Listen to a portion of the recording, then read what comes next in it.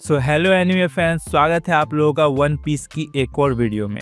तो one piece का chapter number 1133 हम लोग के सामने आ चुका है और पूरा चैप्टर पढ़ने के बाद आंखों से आंसू ही नहीं रुक रहे हैं, क्योंकि पूरे चैप्टर में हर जगह इमोशंस ऐसा एकदम भरा हुआ है। पूरा चैप्टर ही इमोशनल है। मतलब पूरा चैप्टर पढ़ने के बाद तुमको एक भी ऐसा मोमेंट नहीं मिलेगा जहां पर तुम खुद को इमोशनल नहीं फील कर रहे होगे। ओडा सेंसे ने रॉबिन शा के रीयूनियन के साथ पूरे वन पीस फैंस को एक बार फिर से रुला दिया है और दिखा दिया है कि चैप्टर हो तो ऐसा, वरना ना हो। मतलब ये चैप्टर जितना इमोशनल है ना भाई, तुम बस देखो, मजा आ जाएगा। तो चलो फिर बिना टाइम वेस्ट किए चैप्टर को शुरू करते हैं। तो चलिए शुरू करते हैं। तो चैप्टर शुरू होता है एक फ्लैशबैक के साथ, जहाँ पे हम लोगों को याद दिलाया जा रहा है कि ओहारा के साथ क्या भयानक चीजें हुई थी। नेवी वालों ने पूरे के पूरे एक आइलैंड को दुनिया के नक्शे से ही मिटा दिया था। जिंदा लोगों को आग की लपटों में झुलसने के लिए छोड़ दिया गया था, क्योंकि उनकी गलती बस इतनी सी थी कि उन्होंने अपने हिस्ट्री के बारे में जानने की कोशिश की थी। और इन सब का ब्लेम बड़े ही चालाकी से एक छोटी सी बच्ची पर डाल दिया जाता है, और उस छोटी बच्ची को बिना किसी गलती के, बिना वजह पूरी दुनिया वालों के नफरत का सामना करना पड़ता है। और इतना भी कम था तो उन हरामी नेवी वालों ने इस छोटी सी बच्ची पे बाउंटी लगा दिया, इसका पोस्टर पूरे दुनिया भर में छपवा दिया। अब तक तो सिर्फ ताने ही सुनने को मिल रहे थे, लेकिन अब पूरी दुनिया उस छोटी सी बच्ची के पीछे बंदूक लेकर पहुंच जाते हैं। बोलते हैं ये तो डीमन है, छोटी सी मासूम सी होने का सिर्फ ढोंग करती है, इसके मासूम चेहरे पर मत जाना और इस पर दया खाने की तो बिल्कुल जरूरत नहीं है, इसे तो मर जाना चाहिए और नहीं तो हम मार देंगे। और तुम ये पैनल देखो, बस तुमको समझ में आ जाएगा कि जब इतनी छोटी सी बच्ची से उसका परिवार, उसके अपने, उसका पूरा का पूरा घर उसके आंखों के सामने इतनी छोटी सी उम्र में उससे छीन लिया जाता है, और बिना कोई गलती के इन सारे चीज़ों का इल्ज़ाम उस पर ही डाल दिया जाता है। जीने का तो हिम्मत ही टूट जाता है भाई। ये तो फिर भी एक छोटी सी बच्ची है। छोटी सी रॉबिन के आंखों में आंसू देख कर ना, सच बता रहा हूँ, दिल भर आएगा तुम्हारा भी। सेम टाइम पर दुख भी होगा और गुस्सा भी आएगा। मन करेगा कि साले वो नेवी वाले मेरे हाथ लग जाए ना, तो लूफी से पहले मैं उनकी चटनी बना दूंगा। छोटी सी रॉबिन ने डिसाइड कर लिया था कि नहीं जीना है अब मुझको, और न ही मैं ऐसे जी सकती हूँ। लेकिन तभी उसे सोल और अपने माँ की कही हुई बात याद आती है, जहाँ पर रॉबिन की माँ ने उससे कहा था कि रॉबिन, तुम्हें जीना पड़ेगा और हमारे लिए जीना पड़ेगा। और सोल ने रॉबिन से कहा था कि चिंता मत करना, तुम्हारे भी जीवन में एक दिन ऐसा जरूर आएगा जब तुम्हारे पास तुम्हारे बहुत सारे दोस्त होंगे, जो कि तुम्हारे लिए खड़े होंगे और तुम्हारे साथ खड़े होंगे, और तब तक तुमको जीना पड़ेगा, जिंदा रहना पड़ेगा। तो रॉबिन कहती है, दुनिया वालों के तानों से बहुत डर लगता है। तो सोल कहता है, अरे दुनिया वालों का तो काम ही है ताने मारना, तुम्हें दुनिया वालों के हर एक ताने का जवाब अपनी हंसी से देना होगा। अरे जब सुख के दिन ज़्यादा देर तक नहीं टिकते हैं तो दुख की तो क्या ही औकात है। और यहाँ से हमारी रॉबिन चले जा रही है, सहे जा रही है, जिए जा रही है। चाहे लोग उसके पीछे बंदूक लेकर उसे मारने आ रहे हैं, उसे ताने दे रहे हैं, कचरे के डब्बे से उठाकर उसे खाना खाना पड़ रहा है, हर जगह उसे डीमन कहकर वहाँ से भगा दिया जा रहा है, मगर हमारी रॉबिन हर मुश्किल का सामना हंस कर करती है।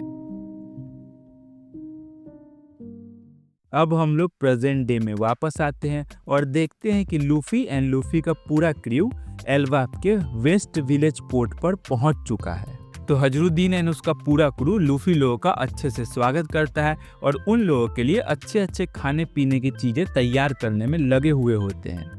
इधर लूफी एंड पूरा ग्रुप एल्बाफ को देख करके अभी तक शौक में है। वो लोग सोच रहे हैं कि अबे यार, एल्बाफ कितना खूबसूरत जगह है और कितना बड़ा है, यहाँ पे हर एक चीज कितना ज्यादा मैसिव है।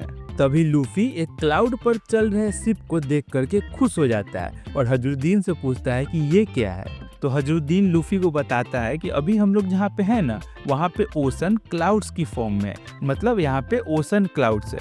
और ये जो शिप है इसका नाम मिस्ट शिप है।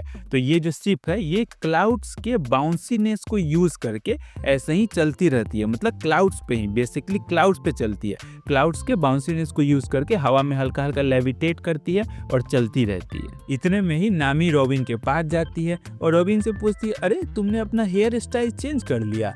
तो रॉबिन नामी को बताती है, हाँ कर तो लिया है थोड़ा थोड़ा। इतने में ही हजरुद्दीन लूफी को अपने हाथ में उठा लेता है और लूफी से बोलता है कि बॉस आप तो योंको बन गए।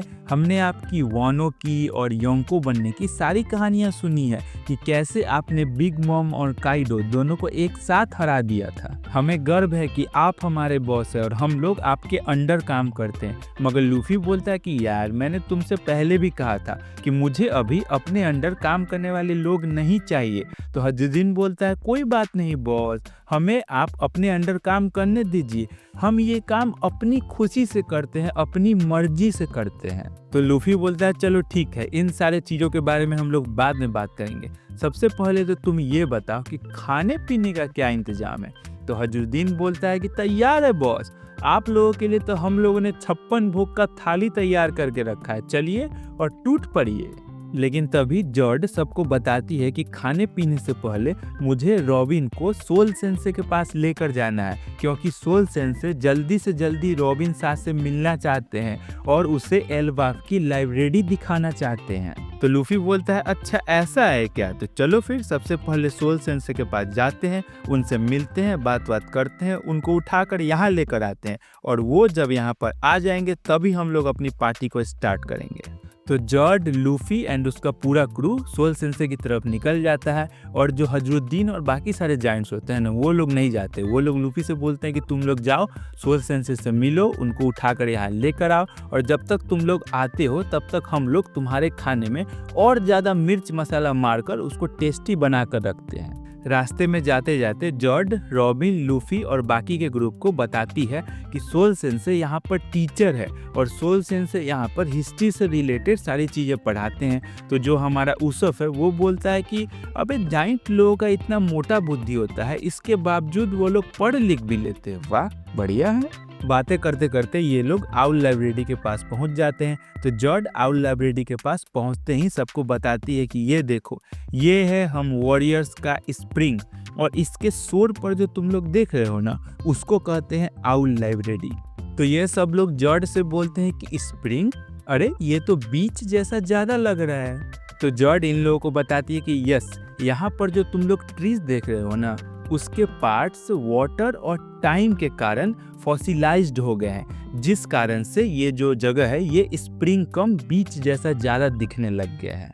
अब ये सारी बातें चल ही रही होती है, तभी जॉर्ड इन सबको बताती है कि सोल सेंसे अचानक से बीच के साइड में गिर गए हैं और खुद से उठ नहीं पा रहे हैं, तो उनको किसी की मदद चाहिए उठने के लिए, तो जल्दी से कोई जाओ और उनकी मदद करो। तो लूफी एंड उसका पूरा ग्रुप जल्दी जल्दी भागने लग जाता है उनकी मदद करने के लिए, लेकिन तभी रॉबिन बीच में आ जाती है और इन लोगों से बोलती है कि ये मेरा रियूनियन है, इसीलिए तुम लोग यहीं पर वेट करो, मैं उनके पास जाती हूँ, उनकी मदद करती हूँ और उनको उठाती हूँ। रॉबिन धीरे धीरे चलकर सोल सेंसे के पास पहुंचती है। सोल सेंसे जैसे ही रॉबिन को देखते हैं जोर जोर से हंसना चालू कर देते हैं और रॉबिन से पूछते हैं कि क्या तुम सरप्राइज हुई। तो रॉबिन बोलती है वेल नो। तो सोल सेंसे बोलते हैं कि हम लोग बहुत टाइम बाद मिल रहे हैं ना, इसके लिए मुझे समझ ही नहीं आ रहा था कि मैं अपने आप को तुम्हारे सामने कैसे प्रेजेंट करूं, तुमसे कैसे आकर मिलूं। तो इसीलिए मैंने सोचा कि हम लोग फर्स्ट टाइम जैसे मिले थे ना, उसी चीज़ को रिक्रिएट किया जाए, मतलब मैं यहाँ पर बीच के पास आकर बेहोशी का नाटक करूँ और तुम मुझे आकर उसी तरह से उठाओ जैसे तुमने फर्स्ट टाइम मेरे को उठाया था, और फिर मैं तुमको बोलता इट्स अ प्रैंक, बट तुमने तो सारा प्लान ही खराब कर दिया, क्योंकि तुम इतने सालों में बहुत ज़्यादा स्मार्ट जो हो गई हो। रॉबिन बोलती है इतने सालों में तुम्हारी अजीब सी हंसी जरा सा भी चेंज नहीं हुई ना। इतने में ही सोल रॉबिन को अपने हाथों में उठा लेता है, अपने पास लेकर आता है और बोलता है जरा पास से मुझे तुम्हें देख तो लेने दो। इतने सालों में तुम कितनी सुंदर हो गई हो, बिल्कुल अपने माँ की तरह।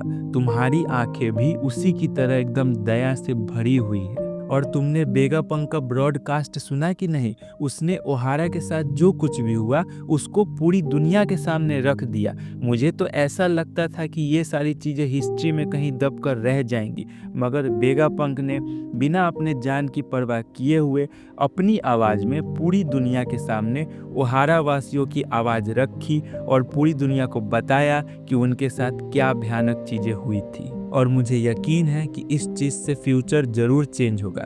तो रॉबिन सोल से पूछती है कि तुम्हें इतने सारे बर्न मार्क्स कैसे हो गए? तो सोल रॉबिन को बताता है कि जब पूरा ओहारा जल रहा था और मुझे जमा दिया गया था तब मैं बेहोश हो गया था, और जब मेरी आंखें खुली तो मैं ऑलरेडी समुद्र के पानी में था। तो हो सकता है कि ओहारा की आग ने मेरी बॉडी पर जो बर्फ जमा हुआ था उसे पिघला दिया होगा, और उसी आग के वजह से मेरी बॉडी पर इतने ज़्यादा जलने के निशान हो गए और फिर मैं पानी में गिर गया। मगर मैं उन सब बातों को सोचता हूँ ना तो मुझे बहुत ज़्यादा गुस्सा आता है। तो रॉबिन बोलती है छोड़ो उन सब बातों को, मैं और ज़्यादा डिप्रेसिंग बातों को याद नहीं करना चाहती हूँ। फिर रॉबिन हल्की सी स्माइल करती है और स्माइल के साथ ही सोल से बोलती है, हे सोल, मैं इतने सालों तक जिंदा रही, सरवाइव किया, इसके लिए तुम मुझे प्रेज नहीं करना चाहोगे? तो सोल रोते हुए बोलता है, हाँ मेरी बच्ची, करूँगा ना, बिल्कुल करूँगा। उसके बाद सोल रॉबिन को अपने गले से लगाता है और बोलता है, तुम तो मेरी वो ब्रेव गर्ल हो जिसको दुनिया ने हराने की बहुत कोशिश की, हर मोड़ पर कोशिश की, मगर हरा नहीं पाए। और पूरे 22 सालों तक तुमने जिंदगी में कभी हार नहीं मानी और वो सब कुछ किया जो तुम कर सकती थी। सच में तुमने बहुत अच्छी जिंदगी जी, बहुत अच्छी। इसके बाद सीन बहुत ही ज़्यादा इमोशनल हो जाता है। रॉबिन एंड सोल दोनों ही अपने आंसुओं को रोक नहीं पाते हैं और रॉबिन रोते रोते सोल से बोलती है कि पूरे 22 सालों तक मैंने इस पल का इंतज़ार किया है। तुम्हें पता है कि तुम्हें कितने बेसब्री से मैं देखना चाहती थी, तुमसे मिलना चाहती थी। तो सोल हल्के से स्माइल के साथ रॉबिन से बोलता है कि हाँ, मुझे पता है। इसके बाद बहुत ही ज़्यादा होलसम वाला मोमेंट आता है जहाँ पर हमारा पूरा स्ट्रॉ हैट क्रू इमोशनल होकर रोने लग जाता है और लूफी हल्की सी स्माइल के साथ हम लोग को बोलता है कि चैप्टर यहीं पे ख़त्म होता है, हम लोग मिलते हैं नेक्स्ट चैप्टर में। तो भाई लोग, बस तुम लोगों को चैप्टर कैसा लगा, वीडियो कैसे लगी, कमेंट करके ज़रूर से बताना। वीडियो अगर यहाँ तक देख लिया है, पसंद आया है तो प्लीज़ अपने तरफ से एक लाइक कर देना, चैनल को सब्सक्राइब कर देना। और हाँ, ओवरफ्लो की पार्ट 4 पर काम चल रहा है। मिलते हैं नेक्स्ट, तब तक के लिए पीस आउट।